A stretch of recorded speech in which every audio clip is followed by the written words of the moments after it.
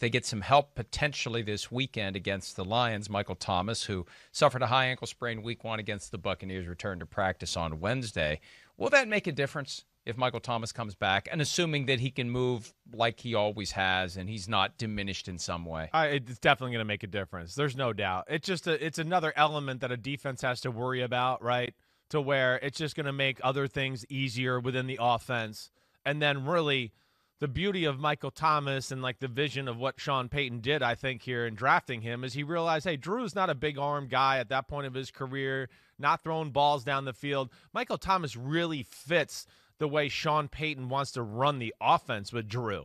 And Drew, as we saw in our, spray chart early this week where he throws the football and things like that, he lives over the middle, right around the hashes, 10 yards and in. And Michael Thomas is a junkyard dog there. He kicks butt all day long and just works linebackers and safeties and corners and is tough in zone coverages. So, yes, he will help out. The other thing, too, Mike, just to say it, because the guy was just on with Kamara. I mean, to me, damn, they just paid him all this money. Start letting him tote the rock. Run the ball more. I mean, 12 and 13 carries and 8 carries and things like that. Damn, he's too good. He needs to touch the ball more. I mean, from what we've seen the last few weeks of him running between the tackles, I think both you and I sit there and go, holy crap, he looks like, he's playing with just great intensity and vision and playmaking ability. I mean, they need to get him the ball more.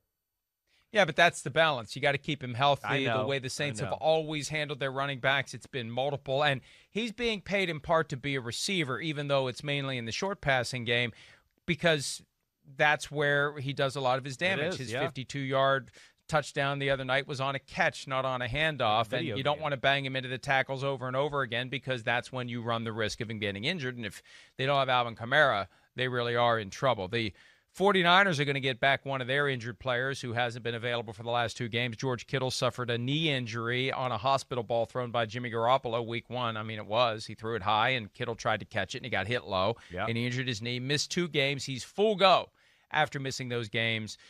Is this a week where, you don't have Jordan Reed, but you have Ross Dwelly. Is this a week against the Eagles where you really don't need George Kittle, or is it better to just throw him into the fray whenever he's ready to go because of what he brings from an intangible perspective to your team? I think there's a little bit of that. There's no doubt. And then the playmaking ability is too great for him, and especially that team right now with like Deebo Samuel, who's just starting to get out there and move around and things like that. Raheem Mostert not there.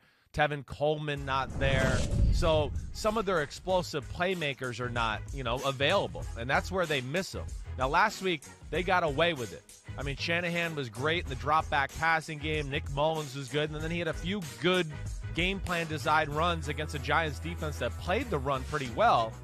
And we saw Brandon Ayuk. I think the silver lining is they got to get some other guys some reps the last 2 weeks to say, okay, here you go. So now when the other guy's back, we're going to be something to really work with here because some of these young guys who wouldn't have maybe got reps or got the ball so much did. But Kittle is too big of a difference maker. And this Eagles defense, as much as we talk about Carson Wentz and the crap he's done, the Eagles defense is playing pretty good this year.